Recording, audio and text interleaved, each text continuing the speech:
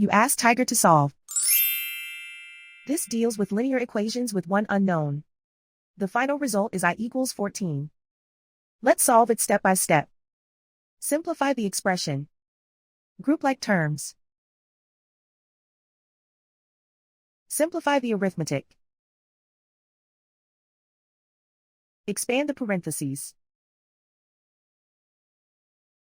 Group like terms. Simplify the arithmetic.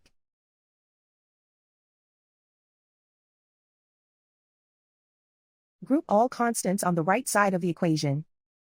Subtract 14 from both sides. Simplify the arithmetic.